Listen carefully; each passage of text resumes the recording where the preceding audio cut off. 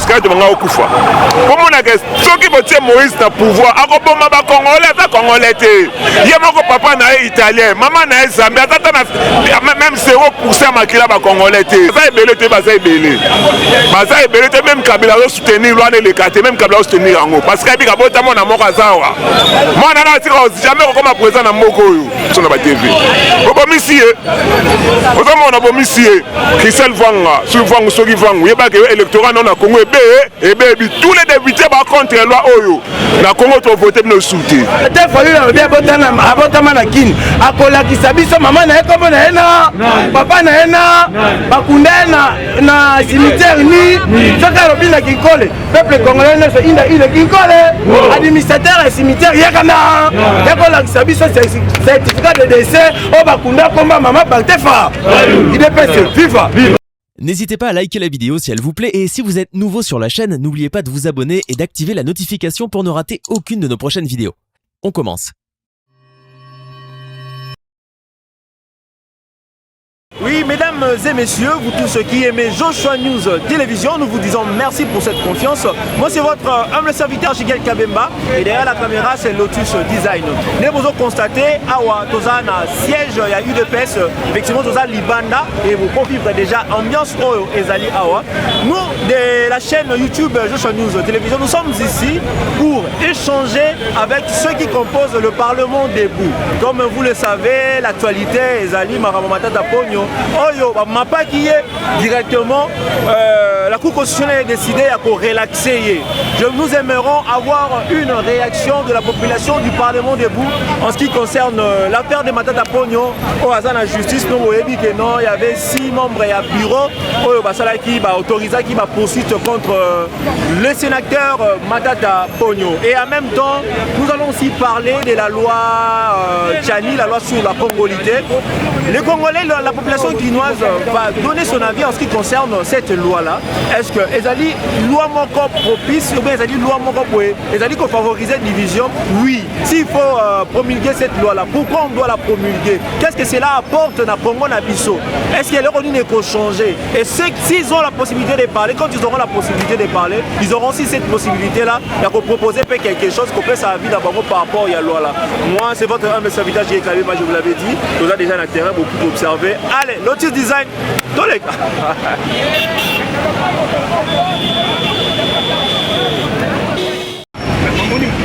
Bon, par rapport à Matata Pogno, bon, justice n'est pas musala naï. Pour kaka bango wana babeng saki na justice à se comparaître. Après si asali ba défense naï, bango moko, bon, tous les lois rebelles là au lobate. Justice est mon naï bininga sali ya, bininga sali bon. Toro pousser te justice à kaka Matata Pogno non pas ça qui m'a bébo na bo tout ça. Toi kaka biso photo ebi vraiment histoire makamba na vraiment te. Bango ne vraiment ba ebi makamba wana yango. Justice quand même on me ça musala. Pour la biso vraiment total la justice. Ce qui a bino attaqué la résidence surveillée balongolé donc on comprend que on est quand justice c'est mon tassa makamwa. Bon, mon loi sur la congolité, et ça dans la loi imprimement et qu'on peut s'avantage dans tout Congolais. Et puis il y a la fierté il y a Congo. Pour être Congolais à sa valeur. Normalement Congo tout ça n'est minimiser, négliger. Pourquoi? Parce que dans le cannabis, et ça va bloquer ce sama dans le cas où et ça là que Congolais ça la faible. Tala par exemple Bissaïlo moko mona ndibona ngai. Bato basa ko loba wana pourquoi? Parce que bango régime nyoto le kaka wana il y a liboso ezaki régime bato ko diriger on bazaki 100% congolais. Par exemple Mobutu nation ezaki douter. Oye pas Kabila to diriger biso sikoyo. Nationalité douter. Preuve année. Ceux qui Kabila ezaki le véritable congolais. Anga ko préoccupité te baba bandisque na biso. Kamino comme un privé, à Kabolongo Namundambu, aucun apport à Matadi, à Boma, à Soba Interregno Sambo quand la biso à Congo, et que Nezarano Namboka, comment va bien privé, n'a pas de connaître pour vivre na Yango. Biso la Congolais, tous allés souffrir. Yango tous Sengaboui, il fallait Congolais, Azala, Namboka na biso adirige mboka na biso. Pourquoi? Parce que akozana souci ba ndeko ba congolais. Ba pesa exemple malamu et pas ndeko na biso député na biso signe Pululu. Alors par exemple, Sokio, maman na yo azali par exemple Zambien. Yo tata na yo congolais. Boza na guerre na Zambie. Siko yo ko côté là nani. Ozoma te que non, Pablo Musuto lo ba na sentiment politique to lo ba na sentiment. En tout cas, loi auto senga na ba congolais nyonso. Loi o eza ya biso ba congolais. Eza loi o senga biso to memango na maboko ekende na ba ni bango de ekondi mama. Ekondi mama na mboka na biso ekondi mama. Dans le prévenir Mathieu Tissa Masiko net loi ne kona biso atokufa kadiombo. Ce qui réellement Moïse azalaka le vrai véritable congolais c'est que manga okufa. Comme on a que ce qui veut Moïse na pouvoir akoboma ba congolais ta congolais te. Yemoko papa na italien, maman na Zambie tata na même 0% makila ba congolais te. Mutabongo na comprendre tenet ba député na biso ba côté la Moïse Katumbi ba zoba. Est-ce que na Congo ta bi comme ça Congo ta ba italien ba zo mboka na biso. Tana combien de tini na mboka na biso. Tana combien de langue lo mama na mboka na biso. Tosa na ba pende, tosa na ba mbuncha, tosa na ba ngwaka, tosa na ba bibindi. Bango ba ko ko pouvoir te toka italien étranger un italien a son pouvoir na mboka na biso. A ça somme na roni na mboka o. To le banon. Papa, tala Moïse ba katumatika ba fanti. Baza ebele te baza ebele. Baza ebele te même Kabila do soutenir loi ne le kate même Kabila soutenir yango parce que bika bota mona moka zawa. Mwana na tika jamais comme président na mboko yo. Ozolanda wato ba veta tika jamais comme président na mboko yo. Ya to bisa bango Moïse Katumbi Zambie ezali que no postuler na Zambie. Président ba président wato kufa na mboka o ba luka ba président. Ozana mbongo na okena mboka na bango na kene ko postuler. Po na Congo ozana place te. Tado bomisika de mon abiso ne kona biso exception na ba TV. Bomisie. Ozamona bomisie. Christelle Vanga, sur Vanga soki Vanga, yeba ke électorat na Congo ebe tous les députés ba contre loi oyo. Na Congo to voter no souté. Affaire Matata Pogno. Affaire Matata Pogno, eza mamoza na justice na biso. To construire un état de droit, to tiki justice, liberté asa musala na ye. Biso to oza total kaka réponse tin to reçoit. Moi to ça commentaire le belé zate, to ta ne procéder réseau que ne malembe, to kota la finalité na ngonde to ko juger. Et lobby officiellement te, yenem la lobby bongo. Et lobby officiellement te mazo samba. Aza kosa kosamba. Azo kende kosamba. Balongole na résidence civile ba sok ba bengi azali ko kende. Moni musala justice orata ebele. Yo ko ba ke oyibite ba ko côté la yo. Mais justice azana ba dossier. Ana ko benga yo posa na ba pièce na yo. Yo ko na pièce na mais ça mo ba telo pièce na mais ça bozo justice na ba pièce. Yo ko za azana na kata justice na ba kati makambo te bazo et procéder so continuer. Moi to tia ma commentaire mingi sur yango ezate mais to pe sa justice so confiance. Ba to ba kisama ba salaire. Comment ça musala malamu. Basa musala malamu mboka yokena liboso so ba mo ke kana ba yere wa okena ngwana suka ba ozape ba étranger na mboka to ko benga la bango. Va sanctionner tous les opérateurs économiques. Pourquoi de lobby boy? Lobby kuna bazo somba carton piod na $6. Ah bazo à côté que la biso septando. IDP c'est viva. Si on a minute balinga te ba pesa bango 48 heures. 48 heures et si là qui le lot. C'est pour cela que la Banque mondiale a fait ce biseau. Ils ont renforcé l'opérateur économique. Oh, tout cas, c'est.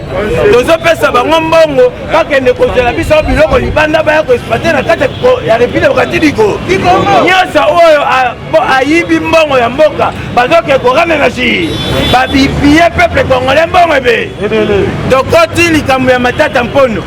Batou bazo comprendre matata mpono te politique toza na deux volets volet ya liboso tokei na matata mpono interpeller pona makambo ya bukanga londo Sénat baboyi ko libérer matata mpono pona makambo ya bukanga londo il est peut se vivre pourquoi baboyi ko libérer pona makambo ya bukanga londo po ba ebi na kati ya Sénat wana batu lukwebo aza na kati ya dossier buka c'est pour cela justice va changer contexte balongwe na makambo ya bukanga londo interpeller na makambo ya réalisation il peut se vivre nini eza ko se passer à part wana batiki na wana batouché na assemblée nationale eza na deux députés moko baza na kati bon niveau bango pona dossier buka wana ba député na déjà bafungoli dossier ya bukanga londo lelo vendredi ko libérer Sénat a libéré Matata Ponyo pour un dossier à réalisation. Il devait se vivre. Ok, n'est pas libéré, bon, on va y aller dans la justice. Aza déjà homme libre, Aza sous la humilité. Si le procureur a commis ce qu'on a posé à Kokangaye pour ne pas auditer pour la Makamabukangalon. Si on va auditer pour la Makamazarianisation, Matata pour la lobby, na koloba naza j'hésite pour la Koufanga Imo. Na cité combat batebe. Dans le procureur ayoki est procureur a vu ma preuve. Ok, Kabila bimisa kimbongo. Ya organisation Matata pona zalaki ministre ya finance. Ok, Matata pona signaki Kabila utilisé mbongo wana. Dossier wana tant procureur ayoki Matata pona cité combat batebe. Siko na minute toloba ah. Matata pono azali libre. Libre ana tolobi te ke ba libérer. Siko epesi procureur pour poursuivre na dossier buka. Pourquoi dans le Bible? Parce que les gens des députés au Balifo qui dans l'Assemblée nationale pour la Makamba Bukangalonjo. Pour ça la bango bandi lelo hôtel ya Bukangalonjo ezalina. Ezali Matata po. Sur tango ba ko citer Matata pono. Il na beko la beko. Ba on été. Yo kanisi batiki Matata pono o a corrompre justice. Il est payé c'est vivant. Na sengi na bino bozala na confiance à justice. Boyebi ba outi ko suspendre 94 magistrats au bazar qui corrompu et pas président de la République. Il est payé c'est vivant. Ba o batika ba zo l'intérêt général ya peuple ko. Congolais. Si qu'on a minute on a zolo ba Shabani Nonda a outi ko kuta na vice ministre intérieur. O ba bengi na comme Molimpe. Molimpe. Vice-ministre ministre intérieur. Yes, Chabani Nonda outi kokuta na balobini. Chabani azo financer mbongo. Basale la ba policier. Site moko oyo eko permettre ba policier ba éducation mala. Ba policier buzo ba tene ya buja. Tobetana mabo. To sengi na bana poto. Tala nekona biso o to bengi mwana mboka wa basketteur na Mutombo Dikembe aye ko s'investir na kati mboka na ye et puis Shabani Nonda aye ko s'investir yo pe oza na mbongo na poto fatalo baki boya toto mboka lo yango wana to sengi na bino nyonso boya to sangana comme un seul homme boya toto na kati mboka na bi to benga na tous les trains d'accord ti likamba loin Noël tani na lo babelo bate na 1997 James Kabare azalaki chef d'état-major awa na République démocratique du Congo. Tant to bengani bango na 1999 James Kabare akei sukuna na Rwanda akomi chef d'état-major na kati ya République Rwanda dans la degré étranger awa azalaki chef d'état-major. Sikoyo maintenant na minute tozoba awa James Kabare azali ministre ya défense na Rwanda. C'est pour cela la loi congolité le Biboy. Pendant 1980, papa était na bande ko bundisa Mobutu pour na makambo ya nationalité. Kengo azalaki ministre ya justice, soit procureur général. Kengo wadon. Papa était a ebisaki batouana. Il faut to longola ba étranger na kati ya institution mboka nyo. Papa Etienne a changé l'institution de justice. Maman Kengo bazong seka na place wana. Parce que Mobutu tant que comme à niveau haut. Bakoti saki bana mike belé bakoti ana République démocratique du Congo ba ekotanga. Génération bana na yango to mona mikolo. Ba Fayulu, ba Moïse, ba Kamere, ba Nani, ba Matata Pono, ba komi siko mikolo, ba occuper déjà pays mobimba. Siko komi sikoyo likambo ya congolité. C'est pour cela moni mwana mboka Noël Tani apporter garant ya kolongola tous les étrangers na katambo. Il ne ça que se passer dans le problème le baté. Landa. Nazo chité à teza muke. Président de la République. Tangu batunie makambu oyo tobengi ya Banyamulenge oke zalaki ba question piège Mutundeti Uberwa na 2013 Uberwa c'est un étranger akei kokotisa motion na makambu oyo etali Minembwe lobi na 2030 et comme état na 4 états Uberwa na 2018 baye koconfirme na gouvernement tibala sikoyo na kati ya président ya république démocratique du Congo Félix baye baconfirme yango ekatela pene koma commune rurale yango omoni mwana mboka président Félix alobi na pouvoir nanga ata ndambo ya mboka okende mpo bapaya c'est pour cela omoni ntango akei Katanga ayebisi peuple ya Katanga na sepeli na bino mpo bolite contre baorganisation bakatakatangie wana balobi eza na banotable ya Katanga bazalaki na nsima na bango bazofinanse bango baminduki baarme mpo basala baorganisation batia drapeau ya Katanga notable wana batali nkomba Moïse Ka IDPS viva sikoyo na minute oyo tozosute biso IDPS toza na nsima lo Noël Tiani te président de la République aza na nsima lo ya Noël Tiani te bato baza na nsima lo ya Noël Tiani ezali peuple ko c'est pour cela biso nyonso mboso kodi alobi boye bapusi makambo lo ya Noël Tiani tina septembre ye mokolo wana ekozala rentrée parlementaire badepute nyonso na kati yango wana ngai no peuple congolais tokolata baveste ya mwi mokolo wana tokokende inde biso nyonso na palais du peuple tingi pulu bapululu baza kaka moko bazali important Daniel Safo alobi moto akomema lo wana na palais du peuple asigné lettre de décès na ye tosengi na honorable tingi pululu apporter Daniel Safo plein il est pas se viva na cité a landa pardon na cité a makambo etali ndeko na biso Martin Fayulu batuni ye na Top Congo batuni ye boye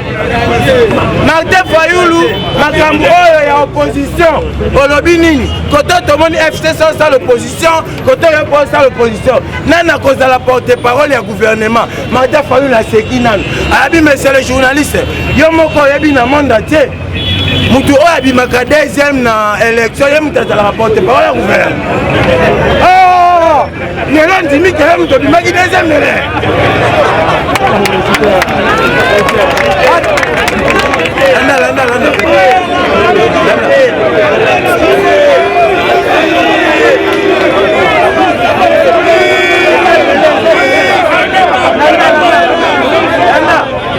baye kotuna ye mosusu balobi boye Martin Fayulu yo botama wapi abi je suis né à Kini je suis kinois est-ce que pays comme Kini ezalaka pays na biso comme nango République démocratique du Congo IDPS viva batuni ye makambo oyo ya tribalisme babi monsieur oyebi ke bamilitant na yo na Sainte-Thérèse balobaki boma mulu batika congolais abi journaliste Keba alobi boye natindaki bespere ya Monisco bakendaki ntina bandundu bake kotuna eske bino bobomi bato tribune luba awa babi te toyebi se seke oyebi ke dossier wana eza kala mingi te Martin Fayulu interpellé ande sikoyo na minute oyo na chite awa bokomprendre batuni ye nini mpo na makambo ya recensement naloba bealoba te lelo boyoki ndeko na biso oyo babengi na nkombo ya aza kutu étranger Prince Penge alobi boye tokotika te tokende na recensement ube IDPS alekata jour moko na 2023 landa sikoyo tokoye te Fayulu alobi abotama na Kini akolakisa biso mama na ye kombo na ye na papa na ye na bakunda ye na cimetière ni soki alobi na Kinkole peuple congolais nyonso inda ile Kinkole administrateur ya cimetière yekana yakolakisa biso certificat de décès oyo bakunda komba mama Baktefa IDPS viva comme on a papa sango bosolo na parlement plus 243 90 394 321 3 à la fin plus 243 90 394 321 3 à la fin j'ai dit et je